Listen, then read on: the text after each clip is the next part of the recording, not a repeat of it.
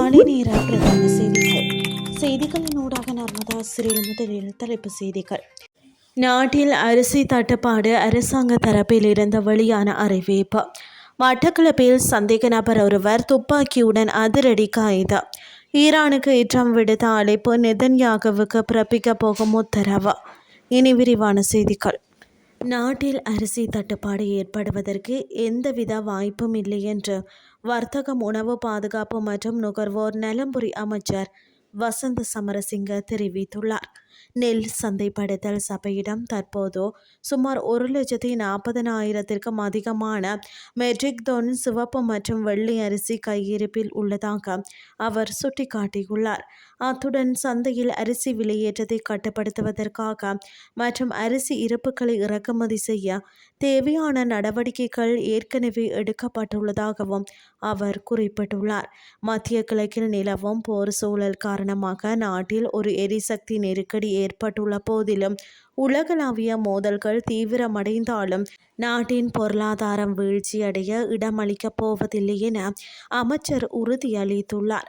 டொலரின் மதிப்பு அதிகரிப்பால் ஏற்படும் பொருளாதார தாக்கங்களை எதிர்கொள்ளும் வகையில் சுற்றுலாத்துறை மற்றும் ஏற்றுமதி வருமானத்தை மேம்படுத்த தற்போதைய அரசாங்கம் தீவிரமாக உழைத்து வருவதாக அவர் வலியுறுத்தியுள்ளார்.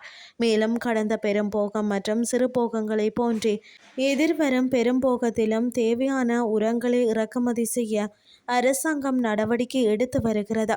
இதற்காக வழங்கப்படும் உரமானியம் 30,000 ரூபாய் வரை அதிகரிக்கப்பட்டுள்ளதாகவும் அமைச்சர் தெரிவித்துள்ளார். மட்டக்களப்பு வெள்ளாவெளி பிரதேசத்தில் சட்டவிரோத உள்ளூர் தயாரிப்பு துப்பாக்கிகளுடன் ஒருவர் கைது செய்யப்பட்டுள்ளார். குறித்த கைது நடவடிக்கையானது நேற்று ஞாயிற்றுக்கிழமை இரவு மேற்கொள்ளப்பட்டுள்ளது. காவல்துறையினருக்கு கிடைத்த தகவல் ஒன்றினை அடுத்து சம்பவ தினமான நேற்று இரவு வெள்ளாவெளி காவல்துறை பிரிவில் உள்ள திக்கோடை சுவரணையடி பிரதேசத்தில் வீடு ஒன்றை சுற்றி வளைத்து சோதனையிட்ட போது இந்த துப்பாக்கி கைப்பற்றப்பட்டுள்ளது.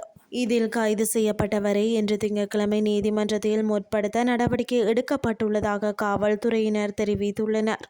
இது தொடர்பான மேலதிக விசாரணைகளை வெள்ளாவெளி காவல்துறையினர் மேற்கொண்டு வருகின்றனர். இனி வெளிநாட்டு செய்திகள். இஸ்ரேல் மீது நடத்தப்பட்ட ஏவுகணை தாக்குதலை தொடர்ந்து ஈரான் மீண்டும் பேச்சுவார்த்தைக்கு திரும்பி ஒரு புதிய ஒப்பந்தத்தை மேற்கொள்ள வேண்டும் என்று அமெரிக்க ஜனாதிபதி டொனால்ட் ட்ரம்ப் வலியுறுத்தியுள்ளார். இந்த தாக்குதலுக்கு பதிலடியாக ஈரானை திருப்பி தாக்க வேண்டாம் என்று இஸ்ரேலிய பிரதமர் பெஞ்சமின் நெதன்யாகுவிடம் தான் கூறப்போவதாகவும் அவர் தெரிவித்துள்ளார். ஈரானின் இந்த தாக்குதல் தற்போதைய ராஜதந்திர பேச்சுவார்த்தைகளுக்கு நிச்சயம் உதவாது என்றும் அவர் தெரிவித்துள்ளார். இது குறித்து மேலும் பேசிய ட்ரம்ப், நாம் ஒரு உடன்பாட்டை எட்டுவதற்கு மிக அருகில் இருக்கிறோம். வரும் திங்கள், செவ்வாய் அல்லது புதன்கிழமைக்குள் இந்த அமைதி ஒப்பந்தம் கையெழுத்தாகிவிடும் என்று நான் நம்பியிருந்த வேளையில் இந்த தாக்குதல் நடந்துள்ளது. நீங்கள் ஏவுகணைகளை ஏவி விட்டீர்கள். அது இத்துடன் போதும். இப்போது மீண்டும் பேச்சுவார்த்தை மேசைக்கு திரும்பி வந்து ஒப்பந்தம் செய்யுங்கள் என்று ஈரான் அழைப்பு விடுத்துள்ளார். இத்துடன் செய்திகள் யாவும் நிறைவடைகின்றது. அடுத்த இரவு 8:30 எதிர்பாருங்கள். நன்றி.